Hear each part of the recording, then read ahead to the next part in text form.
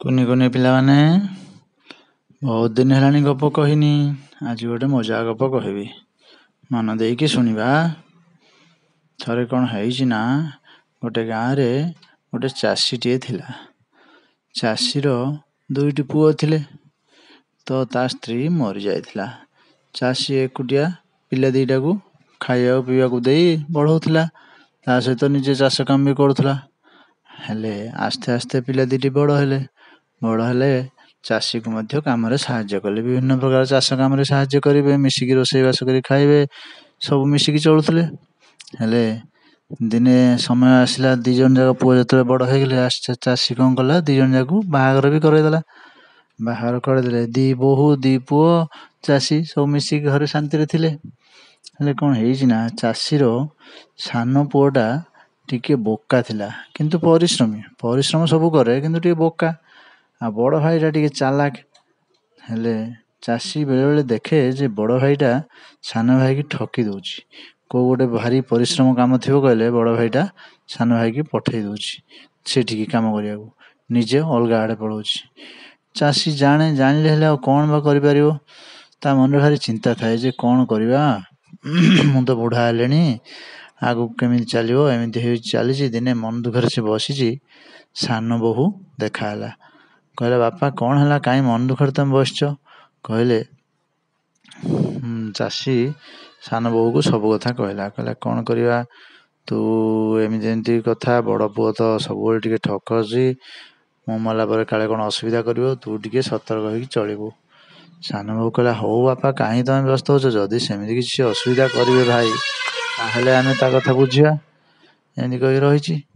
ହେଲେ ସତକୁ ସତ କିଛି ଦିନ ପରେ ବୁଢ଼ା ତ ହେଇଯାଇଥିଲା, ଚାଷୀଟି ମରିଗଲା ପରେ ବଡ଼ ଭାଇ ତ ଚାଲାକଟି।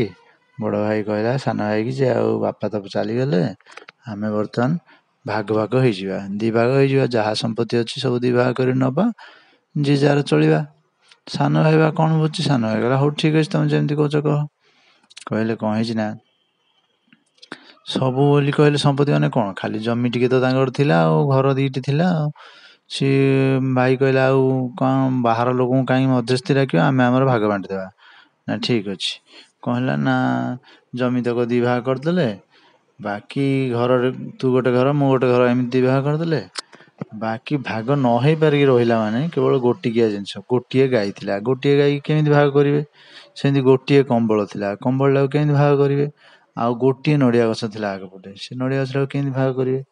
ହେଲେ ବଡ଼ ଭାଇଟି ତ ଚାଲାକଟା, ବଡ଼ ଭାଇ ବତେଇ ଦେଲା ସାନ ଭାଇକି, ଠିକ୍ ଅଛି, ଗୋଟେ କାମ କର, ତୁ କମ୍ବଳଟାକୁ ତୁ ଦିନବେଳା ୟୁଜ୍ କରିବୁ, ମୁଁ ରାତିରେ ୟୁଜ୍ କରିବି।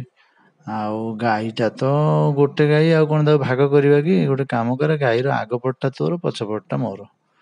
ଆଉ ସେମିତି ନଡ଼ିଆ ଗଛଟା ବି ଆଉ କ'ଣ ଭାଗ କରିବା, ନଡ଼ିଆ ଗଛର ଉପର ପଟଟା ତୋର, ତଳ ପଟଟା ମୋର, ଆଉ ଏମିତି ହିସାବ କରିଦେବା। ଆଉ ନା କ'ଣ କହିଲୁ, ନଡ଼ିଆ ଗଛର କେଉଁଟା? ନା ନଡ଼ିଆ ଗଛର ଉପର ପଟଟା ମୋର, ତଳ ପଟଟା ତୋର।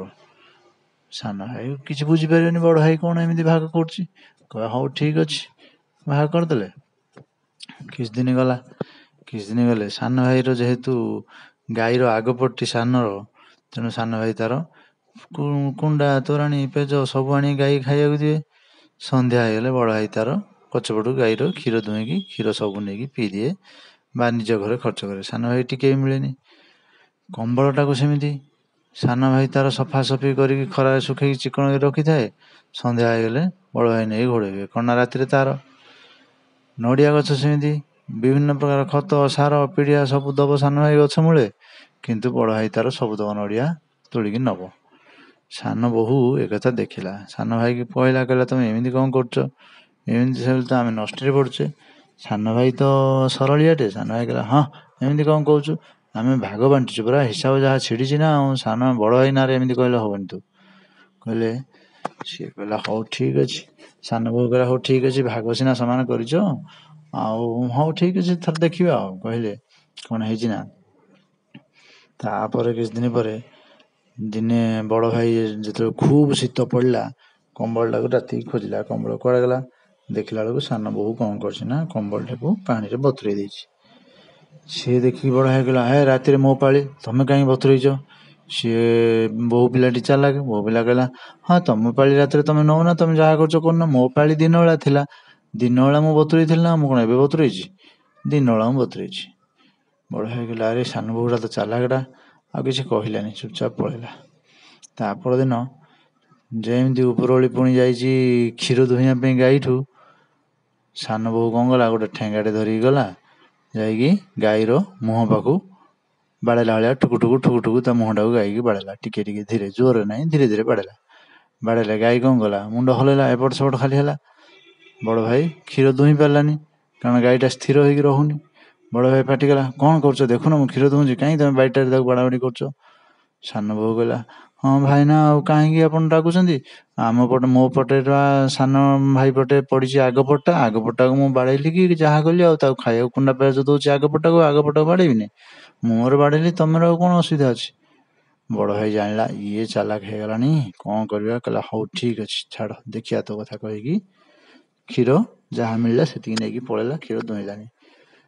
ବଡ଼ ସାନ ବୋହୂ ପିଲା କହିଲା, ଆଚ୍ଛା, ଏତେ ପରେ ବି ବଡ଼ ଭାଇ ତମେ ବୁଦ୍ଧି ଶିଖୁନ, ସାନକୁ କିଛି ଦଉନ? ହଉ ଠିକ ଅଛି। ପୁଣି ଗଲା କିଛି ଦିନ, ଦିନେ କଣ କରିଛି, ବଡ଼ ଭାଇ ତାର ଗଛରେ, ନଡ଼ିଆ ଗଛରେ ଚଢ଼ିଲା ନଡ଼ିଆ ତୋଳିବ ବୋଲି। ଯେମିତି ନଡ଼ିଆ ଗଛରେ ଯାଇକି ନଡ଼ିଆ ତୋଳିବା ଆରମ୍ଭ କରିଛି ଚଢ଼ିକି, ସାନ ବୋହୂ କଣ କଲା ନା, ଗୋଟେ କଟୁରୀଟେ ଧରିକି ଗଲା, ନଡ଼ିଆ ଗଛର ମୂଳକୁ ଛୋଟ ଛୋଟ ପକେଇଲା। ବଡ଼ ଭାଇ ଗଛ ଉପରେ ଅଛି, ଛାନିଆ ହେଇକି ତଳକୁ ଚାହିଁଲା, କିଏ? ଦେଖିଲା ସାନ ବୋହୂ ହାଣି ଦେଉଛି ଗଛଟାକୁ। ସେ କହିଲା, କଣ ଗଛଟା ହାଣି ଦେଉଛୁ?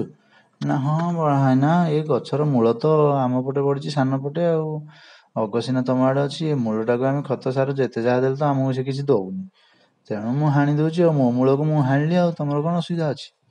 ବଡ଼ ଭାଇର ତଣ୍ଟି ଶୁଖିଗଲା, ଛାନିଆ ହେଇଗଲା, କହିଲା, ଆରେ ଏଇ ହାଣିଦେଲେ ତ ମୁଁ ଏଇ ଉପରୁ ପଡ଼ିବି, ମାନେ ଆଉ ବଞ୍ଚିବିନି। ସେ କହିଲା, ଆରେ ରହ, ମୁଁ ବା ଗଛ ଉପରେ ଅଛି, ମୁଁ ଓହ୍ଲେଇଲା ପରେ ଯାହା କରିବୁ। ସାନ ବୋହୂ କହିଲା, ନା ନା, ମୋ ଏଇ ଗଛ ଜମା ମତେ କିଛି ଖାଇବାକୁ ଦଉନି, ମୁଁ ଆକୁ ହାଣିଦେବି, ଏବେ ତ ହାଣିବି, ଆଉ କହିକି ଆହୁରି ହାଣିଲା।